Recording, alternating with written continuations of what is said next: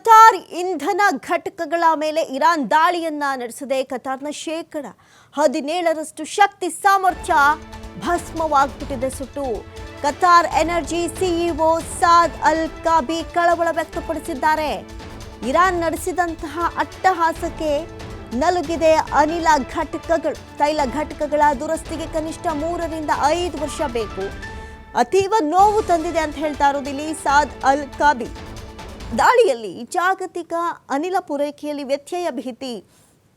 ಯಾಕಂತ ಹೇಳಿದ್ರೆ ಈ ಮಧ್ಯಪ್ರಾಚ್ಯಗಳ ಯುದ್ಧಗಳೇನು ನಡೆದಿದೆ, ಈ ಯುದ್ಧಗಳಲ್ಲಿ ಸದ್ಯಕ್ಕೆ ಅನೇಕ ತೈಲ ಘಟಕಗಳು ಸುಟ್ಟು ಭಸ್ಮವಾಗಿದೆ ದಾಳಿ ಹಾಗೂ ಪ್ರತಿ ದಾಳಿಗಳಿಂದ.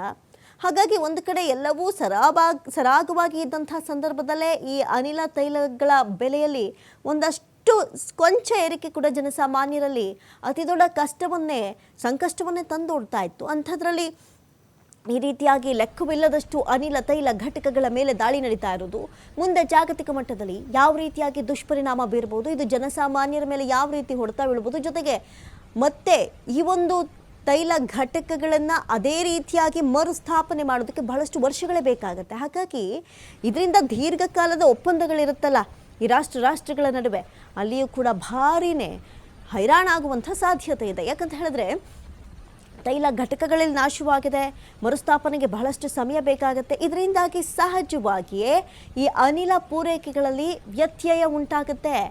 ರಾಷ್ಟ್ರಗಳಿಗೆ ಗ್ಯಾಸ್ ಕಟ್ ಆಗಲಿದೆ. ಈಗಾಗಲೇ ನಡೆದಂಥ 21 ದಿನದ ಈ ಕಾಳಗಗಳಲ್ಲಿ ಅನೇಕ ಜನರು ಪರಿತಪಿಸ್ತಾ ಇದ್ದಾರೆ.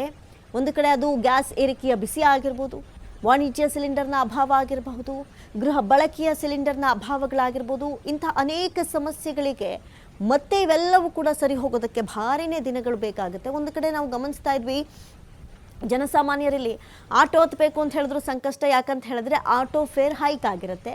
ಆಟೋ ಫೇರ್ ಯಾಕೆ ಹೈಕ್ ಆಗಿದೆ? ಈ ಕಡೆ ಗ್ಯಾಸ್ ಸಿಗೋದಿಲ್ಲ, ಅದರಲ್ಲಿ LPG ಸಿಗೋದಿಲ್ಲ ಅಂತ ಹೇಳಿ, ಅಲ್ಲಿ ಸಿಗಲ್ಲ ಅಂತ ಹೇಳಿ ಅಲ್ಲಿ ಬಂಕ್ಗಳಲ್ಲೂ ಕೂಡ ಆಟೋಗಳಿಂದ ಬಹಳಷ್ಟು ವಸೂಲಿ ಮಾಡಲಾಗುತ್ತೆ. ಯಾಕಂತ ಹೇಳಿದ್ರೆ ಅಷ್ಟರ ಮಟ್ಟಿಗೆ ಅವಶ್ಯಕತೆ ಇದೆ.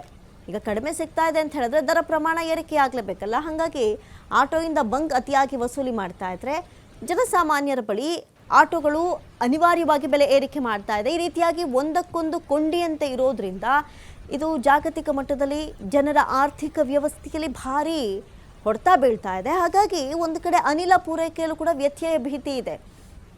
ಈಗ ಆಗಿರುವಂಥ 21 ಯುದ್ಧದ ಎಫೆಕ್ಟ್ ಈ ರೀತಿಯಾಗಿ ಜನರ ಮೇಲೆ ಎಫೆಕ್ಟ್ ಮಾಡ್ತಾ ಇದೆ ಅನ್ನೋದೇ ಆದರೆ ಮುಂದಿನ ದಿನಗಳಲ್ಲಿ ಈ ರೀತಿಯಾಗಿ ಅನಿಲ ತೈಲ ಘಟಕಗಳು ನಾಶವಾದಲ್ಲಿ ಮತ್ತೆ ಜಾಗತಿಕ ಅನಿಲ ಪೂರೈಕೆಯಲ್ಲಿ ಮುಂದಿನ ವರ್ಷಗಳಲ್ಲಿ ಬಹಳಷ್ಟು ವ್ಯತ್ಯಯ ಆಗುವಂಥ ಭೀತಿ ಇದೆ.